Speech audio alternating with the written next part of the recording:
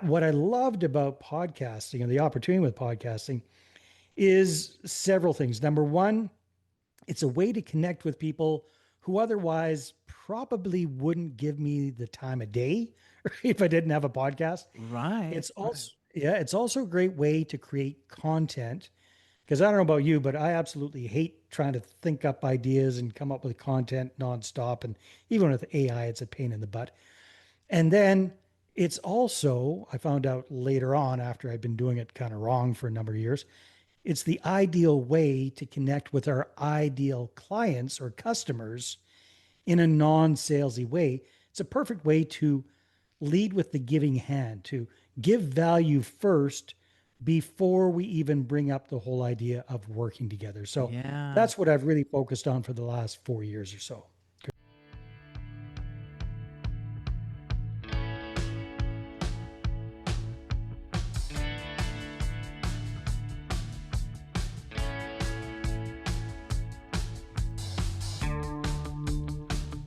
Welcome to the Expert Authority Coach Podcast, the one-stop spot for entrepreneurs, coaches, authors, and business owners just like you who are ready to rise, shine, and finally be seen as the go-to authority in their field. I'm your host, Christine Blosdale, also known as the Expert Authority Coach, and my mission is to help you build a magnetic brand, grow your visibility, and turn your expertise into real, lasting influence and income. If you want to dive deeper, head on over to my website, expertauthoritycoach.com, where you can explore all the groovy stuff that I've created for you. And you can even book a free discovery call with me. I'd love to hear from you. Once again, head on over to expertauthoritycoach.com to book that free call today. And if you're enjoying the show, please make sure you like, subscribe, and share it with someone who's ready to step into their expert authority as well. You can share the love, and only good karma will come back to you. I promise. Alrighty, so let's jump into today's episode.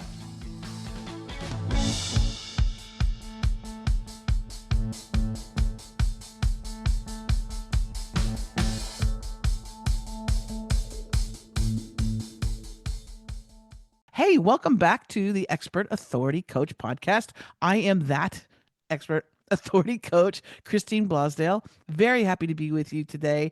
And today we're going to be talking about one of my favorite subjects because after 20 years in broadcast radio, I was looking for a format. I was looking for something else because terrestrial radio, as we know, if you're listening at that moment, you get to hear it, but then it goes and it's gone forever. And I was doing Mm. interview after interview, and in broadcast radio, it was wonderful, but it would go away. Right?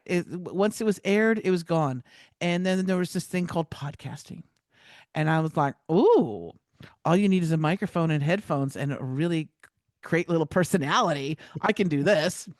Little did I know that there was a learning curve in how to create your own podcast and all that. But today I'm very excited to have Dave Dubeau joining me, who is not only a podcaster, but also a marketer, and is going to be talking about today all the wonderful ways we can use podcasting, not only as a host, but also as a guest, and which is one of my favorite subjects. Hey, welcome to the show, Dave. Christine, absolute pleasure. Yeah, podcasting is something else. I do not come from a background in, in radio or in journalism or anything like that. Come from a background in small business. And what I loved about podcasting wasn't the opportunity really to strut my stuff and be the host with the most, because I'm not. Oh, Like don't I say don't that, have the Dave. bubbly, I don't have the bubbly personality and all the fun stuff that you got going on there, my friend. But what I loved about podcasting and the opportunity with podcasting is several things. Number one, it's a way to connect with people who otherwise probably wouldn't give me the time of day if I didn't have a podcast. Right. It's also a great way to create content because I don't know about you, but I absolutely hate trying to think up ideas and come up with content nonstop. And even with AI, it's a pain in the butt. And then it's also, I found out later on after I'd been doing it kind of wrong for a number of years, it's the ideal way to connect with our ideal clients or customers in a non-salesy way. It's a perfect way to lead with the giving hand, to give value first before we even bring up the whole idea of working together. So Yeah. that's what I've really focused on for the last 4 years or so, Christine. And you know what? And this is so funny, Dave, is because I've been podcasting for 10 years. I was in radio for 20. You must have started when you're like 2 or 3, Oh yeah, whatever yeah, age. yeah. No, but what's so funny is that I understood about the importance of. I mean, for me, it was a journalistic background, right? I wanted to hear people's stories, and I love to learn. I'm a teacher and a coach, but I also love to learn. So that was part of the draw and creating magical moments for the listeners, of course. Mm-hmm. It was only until relatively recently that also realized, oh my goodness, it's a great way to bring in people that you admire, that you want to work with, either as a collaborator or if you want them as a client. It is a Right. great way to bring them into your world so they fall magically in love with you Mm-hmm. during this podcast. You're giving them a platform. You're saying, too, I would love to promote you and your book or your Yeah. business or, you know, highlight and Or just showcase give you a you. well-deserved pat on the back that you Oh, probably don't get at home exactly. or at work, right? Yeah, that's a Exactly. beautiful. And it is a Yeah. fantastic way to at least meet that person and to Yeah. communicate with them. Also to know if all that glitters is truly gold. Because what right? Once you talk to somebody, you go, oh, Yeah. you know what? I don't really want them as a Yeah. client. No. Yeah, it's a fairly painless way to vet people. Yeah. So Yeah. I got started. I haven't been in podcasting for 10 years, which is a long time in podcast years. Yeah. Yeah. Let me tell you that, Christine. So congratulations for that. Thank you. But I got started in 2018 and pretty much made every mistake in the book, Mm. Christine. So I mean, I started this podcast and initially it was kind of like all about me. And my goal was, hey, let's see if I can interview the big names. At that time, I was really focused on real estate, right? So can I interview the Robert Kiyosaki's of the world and the Grant Cardones of the world and these kind of guys and gals that are really big in the space? And then, that was my goal to interview them. And then I was really hoping that they would spread the word and share their interview with their millions and millions of followers. Ha And then I ha, was really, Dave. really really hoping that those millions and millions of followers of theirs would become millions and millions of, listeners of my Yeah. podcast. And I was really hoping that a whole bunch of them would figure out that I was a smart guy and I could help them with their, lead generation, capital stuff, all the stuff I was doing there. I was really hoping for a lot of things and not much was happening. Yeah. And then Yeah. about 4 years ago now, I was listening to a podcast and this smart young British guy named Jamie Atkinson just explained what he called podcast closing. He said, you know what? My podcast, I really don't care that much how many downloads I have, how many listeners I have. I'm not really focused on growing the audience. I'm not doing all that stuff that everybody else is doing. All I focus on is interviewing the exact kind of person I want as my client. And my whole goal is to get them on the show, make them look good, create that relationship, and see if I can convert those folks into becoming clients for my service. And that's when the light bulb went off. And I said, hey, I've been doing this wrong. Pretty much switched gears overnight, started doing this, what I call high ticket podcasting. Yeah. And it really, really positively impacted my business. It really did. So now I'm not worried about, you know, where's the next client going to be coming in from, what lead generation is going to work, are there going to be a bunch of people listening to my show and figuring out how to reach out to me, all that kind of stuff. Now I just skip to the front of the line and find the exact kind of people I want to connect with, like yourself, right? Oh. Or like potential Right. clients if I'm doing the real estate side of things. So I kind of have two streams right now. So my high ticket success podcast, my goal is to connect with people like you, right? Influencers in the space that have audiences of the kind of people that I want to serve. And then on the other show, it's to directly connect with that niche that I'm after, which are real estate capital raisers. So you can have different shows for different purposes. And congratulations on having more than one podcast because I know it's like spinning plates. You need to continuously spin those plates or else one will drop I off. just keep both signs up all the time Yeah. and try to remember what show. If you're listening to this, you can't see the signs that are behind Dave, but if you're watching Yeah, this on YouTube, you can. And his amazing, wonderful face you get to see. yeah, My, likewise. you know what? What's interesting, and you had said this just a few minutes ago, when you started, when you Hmm. first started, you weren't that great. And I'll say from myself, when I first started, even though I came from a background of 20 years on mic, in a studio though. When I tried creating my own podcast, my first episodes were horrific. I mean, I just the technology was not where it is today. Right. And Yeah. so I think the first ones I did were on Skype, and I Yeah, they would have been. Yeah. it 10 was years ago Skype, for sure. and I had Yeah. a microphone, and I had the microphone, but I didn't have a way to capture their voice from the computer.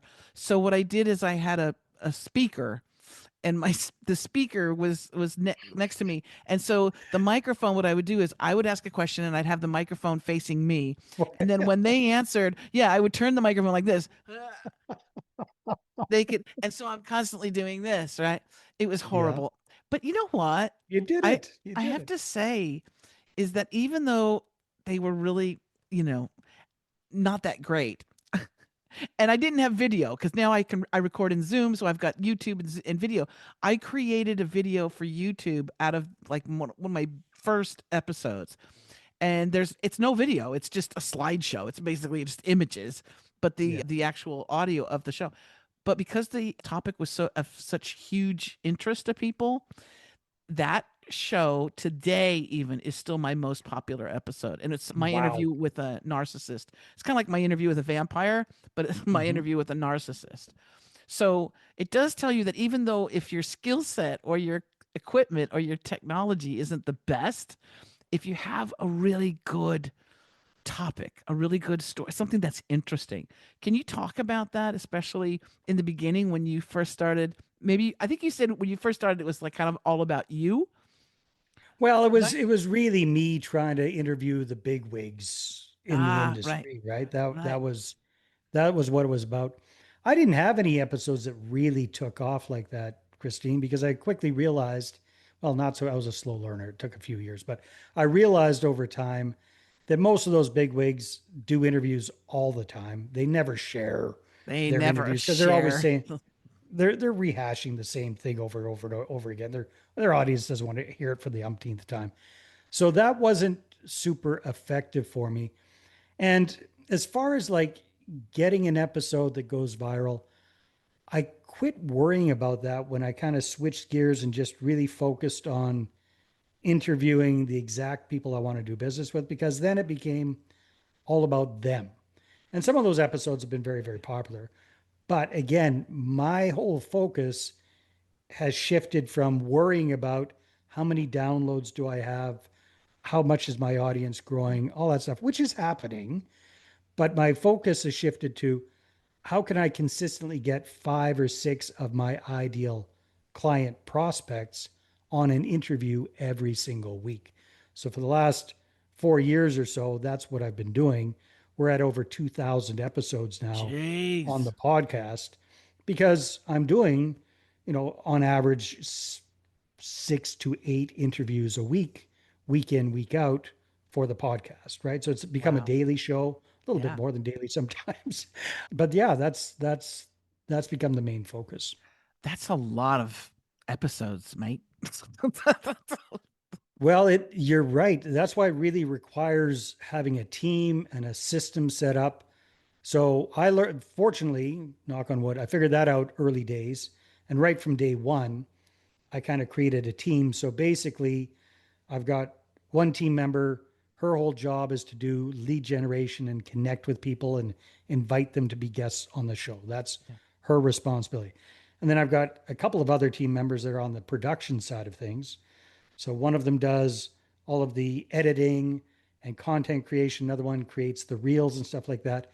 And then one of those team members sends out the information to the guests, the content and all of the stuff that we've created for them. Right. And at this point, I just look at my calendar and remember to show up on Zoom with a smile and a clean shirt and press record, and everything else magically happens in the background. Oh, I love that. I love that. Now, for people who are listening to this and they the light bulb is going off and they go, "Oh, I like this idea." What about Mhm. what advice would you give someone who does not yet have a podcast but likes this concept or this idea? What are some advice or tips that you have for that person?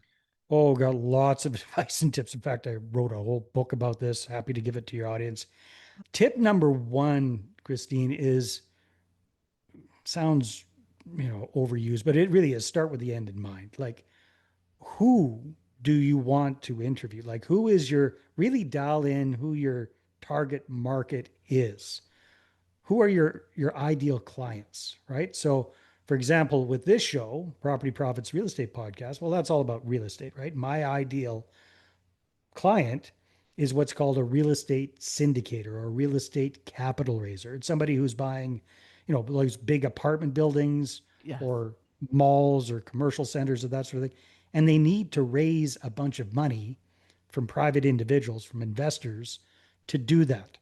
So Correct. that is my target market. These guys and gals that are buying big properties and they need to raise money for it. So my VA, my outreach VA, goes on LinkedIn, searches for these kind of people, vets them, invites them, and gets six, seven, or eight of them a week booked in on my show. And again, I keep my episodes like you do, short and sweet, about 15 to 20 minutes. So it's Yeah. I can I can crank out four or five in a Yeah. day without too much problem. And that's her whole job. So my avatar is very, very specific. It's real estate investors who are raising private capital, right? That's Yes. my avatar there. So my first advice is figure out very, very clearly who are you going after. Advice number two is then build the show all about them. It's not about you. The biggest mistake I see a lot of people making is they start the Dave Dubeau show, which quite frankly nobody gives a crap about Dave Dubeau, except Right. my kids sometimes, right? But so many people do that. It's so egocentric. I want me, me, me, me, me, and how great I am, and all how smart I am, and all this kind of stuff. No, if you want this to work really, really well as a lead generator, make it all about them, right? So let's say your ideal avatar, you're in the marketing space, and you work primarily with roofers, for example. You help roofers do lead generation or whatever that is, right? Make the show all about roofers, like roofer success. That sounds kind of weird, but you know what Yeah. I mean. And then invite the successful roofers to be the guests on your show, and you're talking about all things roofing, right? Make it all about them, not about you. I love, yeah. And that's my pet peeve. That's one of my pet peeves that I have when I listen to podcast shows. Either if the host has asked me to be a guest on their show, I'll listen. And when it's all about them, then I go, oh, this is going to be a very difficult conversation. Mm-hmm. And it is something that with my clients that I'm bringing and saying you absolutely need to have your own podcast. Here's why, from a marketing standpoint, all that great stuff, and their personality is really conducive to it, right? Mm-hmm. But I say, do not make it about yourself because your people will step in and then they'll run away, right? Mm-hmm. As soon as it starts to be me, me, me, I, Oh, that's a big yeah. pet peeve that I have. Yeah. So have you been on some shows where basically the host hardly lets you get a word in Yes. elsewhere? Right. It's crazy. It's painful and I want that, and they're never short. They're not like 15 or 20 minutes like our shows, Dave. They're like hour, over an hour long, and it's like I cannot get that hour of my life back. So it's very So are you smoking a cigar with Joe Rogan or what's going no, I wish. I wish.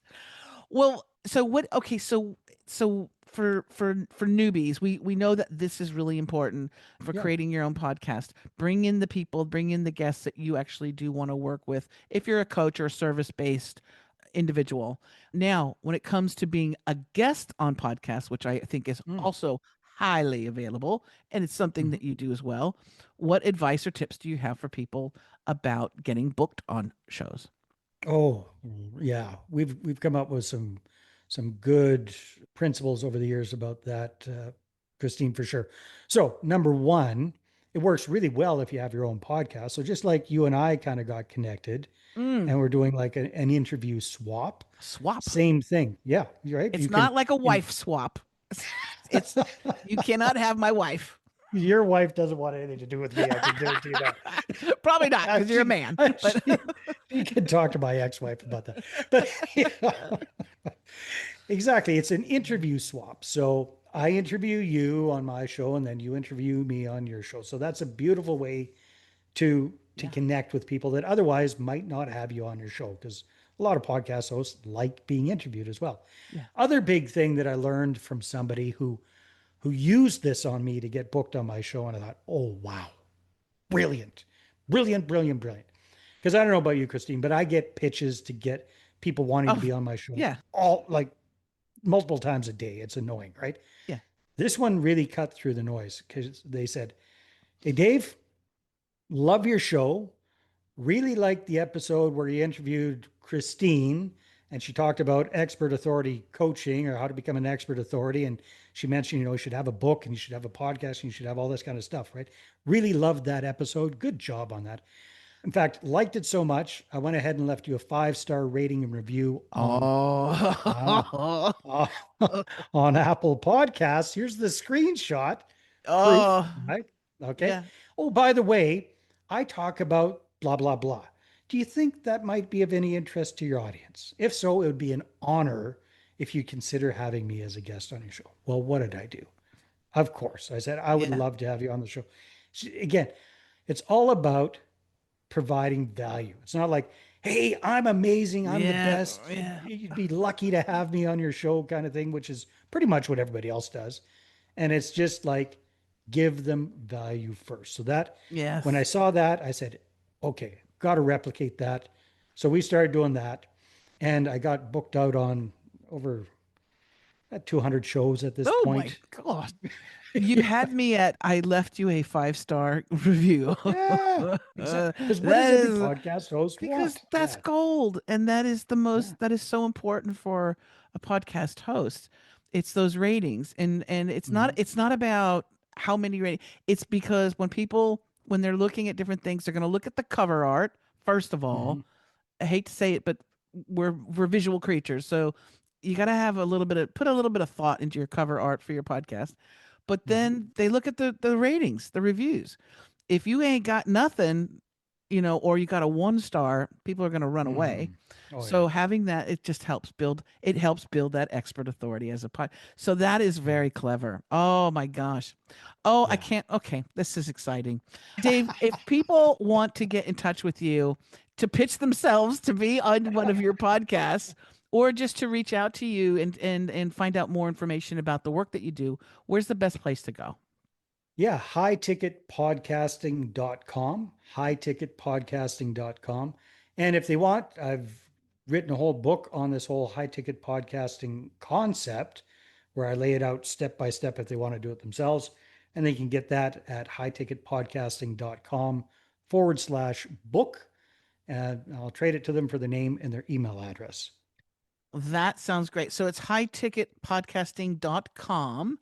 And if Yeah, they want your wonderful free book, book. they Yeah, just put forward the highticketpodcasting.com/book. And all they correct. got to do is just give you their email and not phone number, email and name. That's it, right? Exactly. Okay. Exactly. That's Then a if they want to beautiful book a thing. call about us doing all this stuff for them, that's what we do. Okay, there we go. Perfect. Thank you again, Dave. I feel like we are of the same cloth because so Uh-huh. much of what you're Kindred spirits. saying I agree with and I try and tell my clients, so I'm going to actually make them listen to this podcast episode and they're going to go, "You know what? Dave has a great idea." And I'm going to go, "Yeah, I've been telling you this. This is important." It's all right. It's better that way. But thank you I again. know that's how it goes. So, Christine, thank you so much for having me on your show. Absolute Yes. pleasure and an honor. Can't wait to have you on mine. Oh, I can't wait. We're gonna have fun. We'll have some We more will. fun, and you're We welcome already back here are. anytime because you're cool. I like you. You get in the good. You get in the good pile. You get into the Thank you. good side. You Thanks too. so Thanks, Christine. much. And Take thank you, care. wonderful listeners and viewers. If you're watching on YouTube, hello, we're waving at you right now. Thank you so much. If you want more information about this podcast, also my crazy coaching programs that I have, you can go to expertauthoritycoach.com. And if you want a free now, this is how you can rate your expert authority. I will go with you hand in hand for 30 minutes. We have a free discovery call, but what we do is you're going to take a quiz, and it's your expert authority quiz to find out where you rank in your expert authority ness. We can have that booked in right away, and you can do that by going to freeexpertauthoritycall.com. I'll leave all of these links, Dave's links, my links, everything's going to be in the show notes. But if you want to find out where you stand as an expert authority and have a private conversation with me, you can book that right away. And it's free, absolutely free. So that's freeexpertauthoritycall.com. All right. Until next time, keep doing your thing, babe. Keep doing your thing and expand your expert authority in any way possible. That means podcasts, books, videos, TikToks, whatever. Just get the word out on what you do, and your tribe, your people will find you. All right. Take care now. Bye.